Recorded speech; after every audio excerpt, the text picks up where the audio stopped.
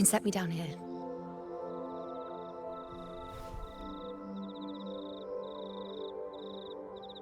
Come on, don't give me that concerned look of yours. There's nothing to worry about.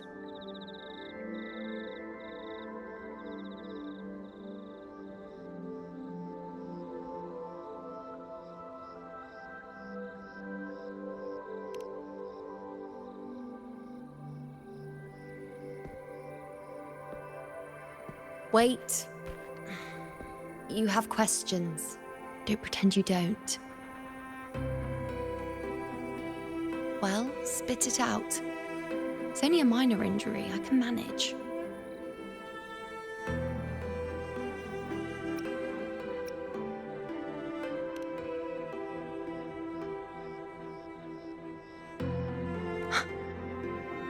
So you've managed to glimpse that far? Or is there more?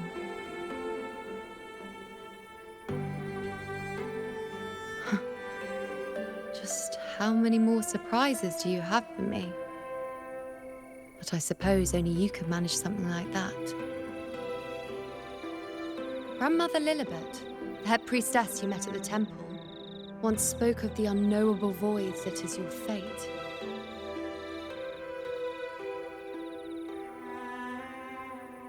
I've yet to fully interpret what she meant by that, but one thing is clear. You are the most unique among us all.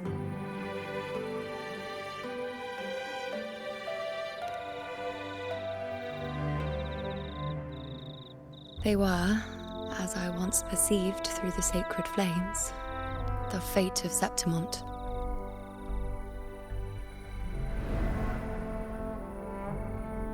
Just as you saw, the dark tide will bring destruction to Septimont and the death of Augusta.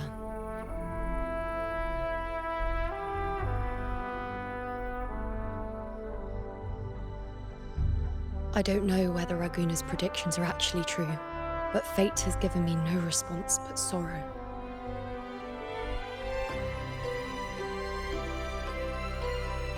Though I would deny it to the end, as it is now, I cannot ignore it any longer. The dark tide is a force to be reckoned with. Its terror lies not in the illusions it shows or the lies it spins. Rather, it uncovers the parts of us we hide the most carefully, the parts of ourselves we least wish to face.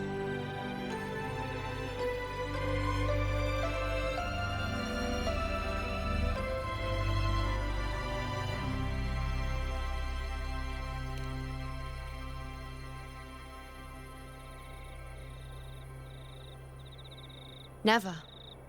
My prophecies are never wrong. How I loathe this feeling, this helplessness, to know everything, to see everything, and yet be powerless to change a thing. Since we've come this far, might as well share a secret with you.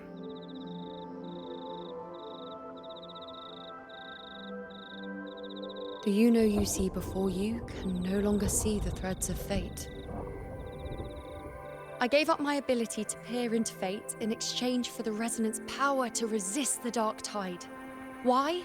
Because I refused to be fate's obedient puppet, bowing to its whims and letting it dictate my every step.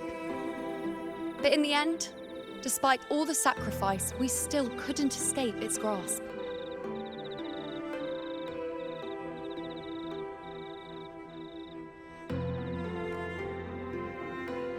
The dark figure we faced in Asphodel Barrens was, in fact, an embodiment of the dark tide.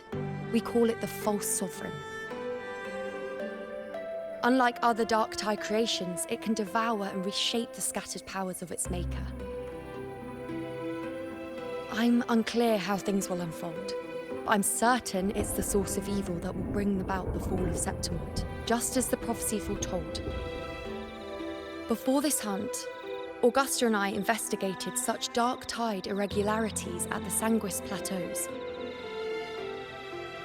We then formed a plan to take advantage of the Sovereign's nature, using the Chorosaurus as bait to lure out its imperfect form.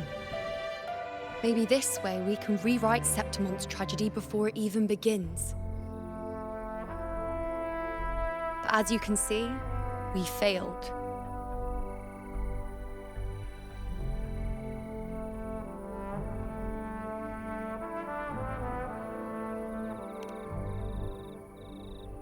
I do not know.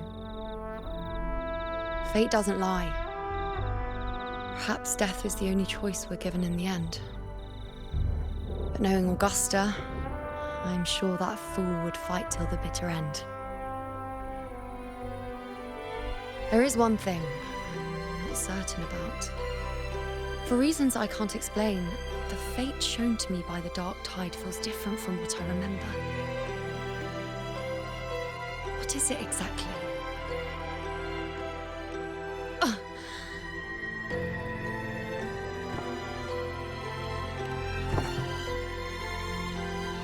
A side effect of my resonance power.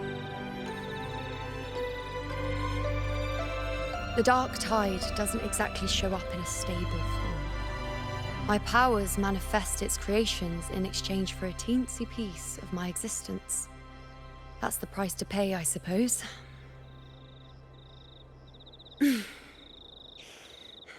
I admit it sounds a bit complicated. In short, just know a little sleep will relieve these side effects.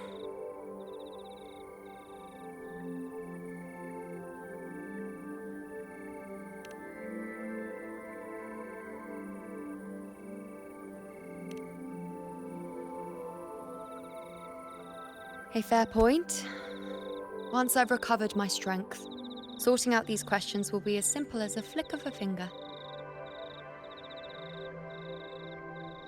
Oh, by the way, take this.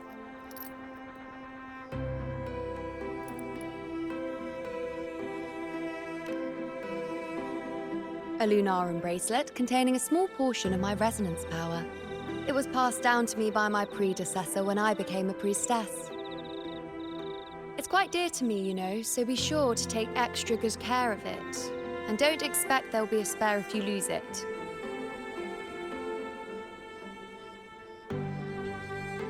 Rely on it in my absence. Who knows? It may even help fill in for me and help you and Augusta in my place.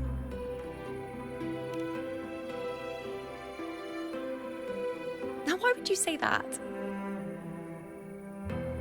I'll only be taking a short nap. Don't you or Augusta even dare think about leaving me behind, is that clear?